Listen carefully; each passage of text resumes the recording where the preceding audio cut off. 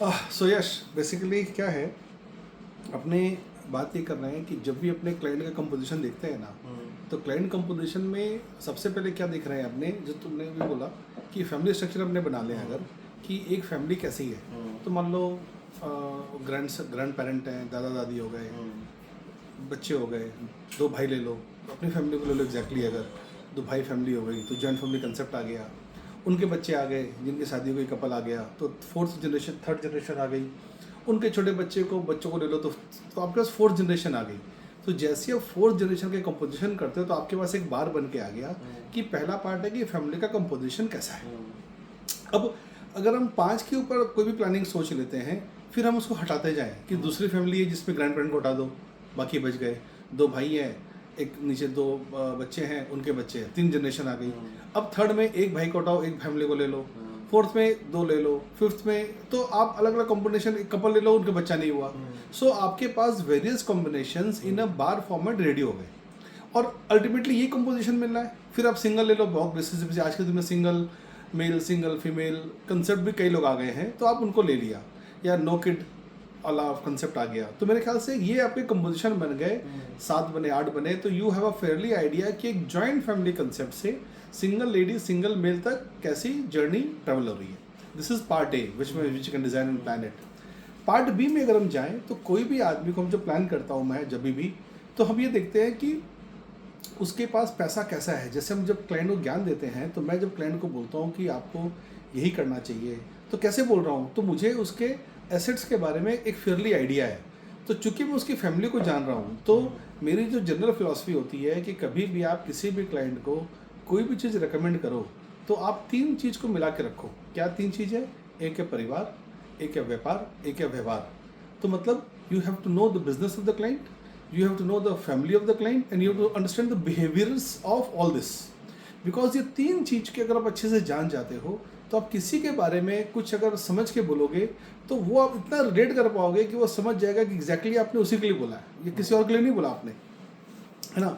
तो आपको ना इससे बहुत फेयरली आइडिया लगती है। तो हमने पहला समझा कि फैमिली के कंपोजिशन कैसे हो सकते हैं, तो जैसे आप फैमिली के कंपोजिशन को समझ गए, आप अकॉर्डिंगली काम कर लोगे।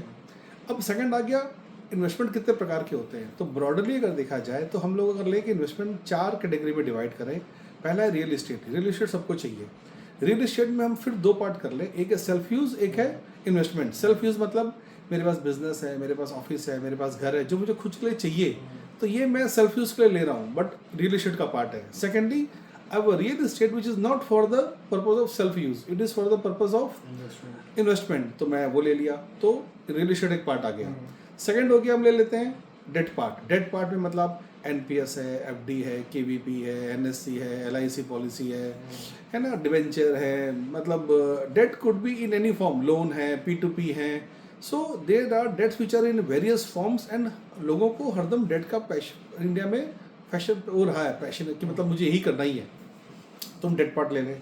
थर्ड हो गया मेटल पार्ट। मेटल का मतलब हर घर में आपको ज्वेलरीज मिलेंगी, गोल्ड मिलेंगे, सिल्वर कॉइन मिलेंगे, मेटल मिलेंगे, तो आपको थर्ड हो गया मेटल कंपोजिशन, कि किसी भी परिवार में मेटल कितना पार्ट है, थर्ड हो गया मेटल। अब फोर्थ हो गया इक्विटी। अब इक्विटी आपके पास लिस्टेड फॉर्म में है, तो पुराने ज़मानों में हर घरों में लोग शेयर रखते थे। जो फिजिकल शेयर पड़े हैं, कोई डिमेट में है, डिमेट में पड़ा है तो पड़ा ही है। मान लो किसी बच्चे के पास अगर उसके फादर ने शेयर रखे, तो बच्चा उसको दिमाग नहीं लगाता। मैं बहुत जन को जानता हूँ, क्लाइंट को, जिनके फैमिली में उनके फादर के नाम पर 2-1 करोड़ से लेकर 10 करोड़ का वैल्यूएशन पड़ा हुआ है। फादर की डेथ हुई तो मम्मी के नाम में 1 से 10 करोड़ पड़ा हुआ है, और इमोशनली उसको छेड़ता नहीं, पड़ा है, चली जा रहा है। फिर वो उसके पास आता है, तो फिर सोचता मैं क्या करूँ, बहुत जगह लोग के नॉमिनेशन नहीं पड़ी हुई है। अभी रिसेंटली एक क्लाइंट मिला जिनके फादर मदर के नाम में शेयर्स पड़े हुए हैं, उनकी डेथ हो गई बट नॉमिनेशन नहीं है। अब now he is facing challenges how to handle it, that is a different part. तो कहने का मतलब है फोर्थ पार्ट हो गया इक्विटी। तो अगर हम मान लो एक पैरामीटर बना लें सबसे पहले जानने के लिए कि किसी भी क्लाइंट का एग्जिस्टिंग सिनेरियो क्या है, मतलब, तो अगर मैं इसको 100 मानूं कि कोई भी क्लाइंट के पास, क्या तो किसी कोई ऐसा क्लाइंट होगा जिसके पास रियल इस्टेट 80% है, डेट हो सकता है 5% है, 15% हो सकता है मेटल है, और इक्विटी है ही नहीं, 0% है मान लो। दूसरा क्लाइंट होगा जिसके पास रियल इस्टेट 60% होगा, मेटल 30-35% होगा, 15% डेट होगा। चौथा क्लाइंट होगा जिसके पास रियल इस्टेट 80% होगा, 20% मेटल होगा, डेट जीरो ही होगा. So there could be various combinations जो एग्जिस्टिंग फॉर्म में होंगे जो हमें नहीं पता. अब क्या हुआ, फोर्थ थर्ड स्टेज आपका क्या काम हुआ? आपका काम हुआ कि पहला बेस को लेते हुए, तो पहला बेस मतलब फैमिली कंपोजिशन को लेते हुए, फैमिली नीड को लेते हुए आदमी के पास एसेट्स एलोकेशन कैसे होना चाहिए. अब यही तो आप बोलना चाह रहे हो. तो सपोज करो आपको लगे कि एक फैमिली है, जॉइंट फैमिली है, जहाँ पे दादाजी हैं, 2 भाई हैं, उनके बच्चे हैं, उनकी भी शादी हो गई है और उनके ग्रैंड चिल्ड्रन आ गए. तो हमको पता है कि इनको आने वाले 20 साल में कोई बड़ा खर्चा का नीड नहीं है. घर गृहस्थी सेटल हो गई है, बच्चों की शादियाँ हो गई है, तो उनको मतलब शॉर्ट टर्म में कोई फंड नहीं चाहिए. 10 साल में कोई पैसा चाहिए ही नहीं, है ना. So now looking at there structure, उनके पास रियल इस्टेट अगर 80% है तो उनको एक तरह की प्लानिंग चाहिए.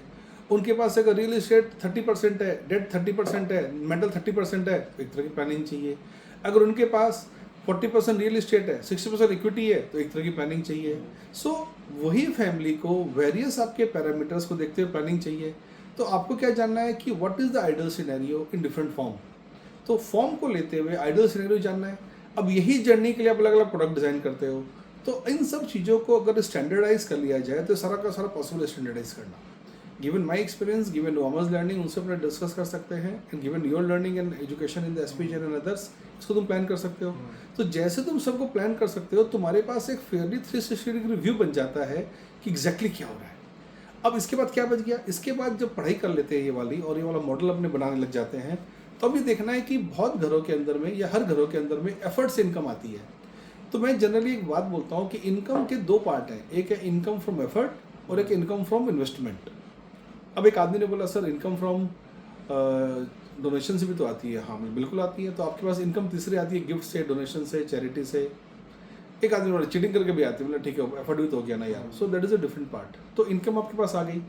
अब आती है एफर्ट से जो इनकम आ रही है, तो आपको एफर्ट से कितनी इनकम आ रही है वो देखना है.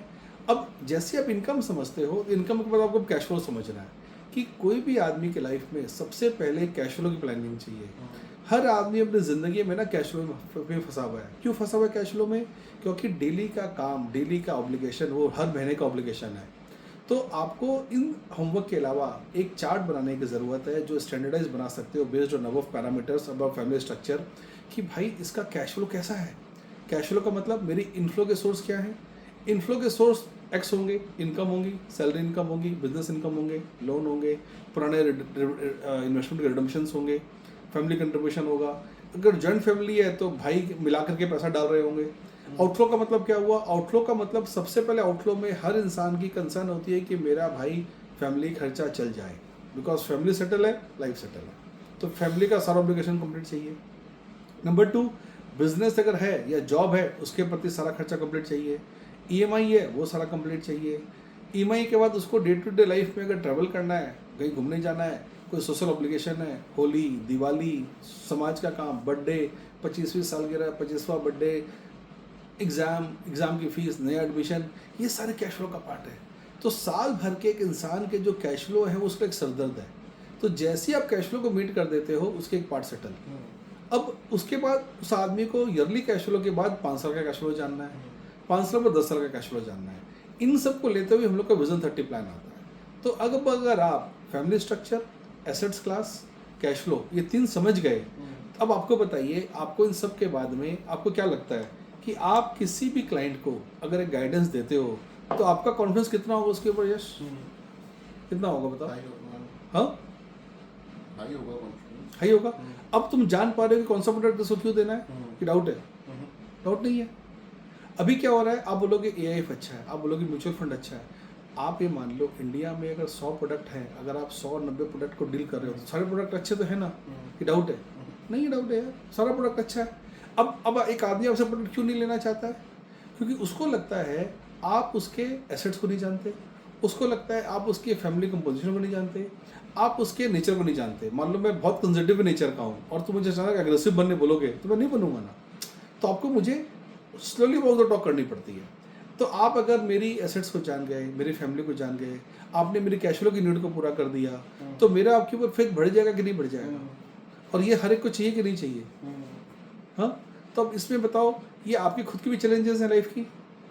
तो अगर इस तरह से आप अगर होमवर्क करोगे तो आपके क्लाइंट आपकी बात को समझ पाएंगे. तो अब इसमें कुछ पूछना है तो पूछो, अब इसमें कोई चैलेंजेस आ रही है, इसको बनाने में कहीं गाड़ी अटक रही है, इसको स्ट्रक्चर नहीं कर पा रहे हो।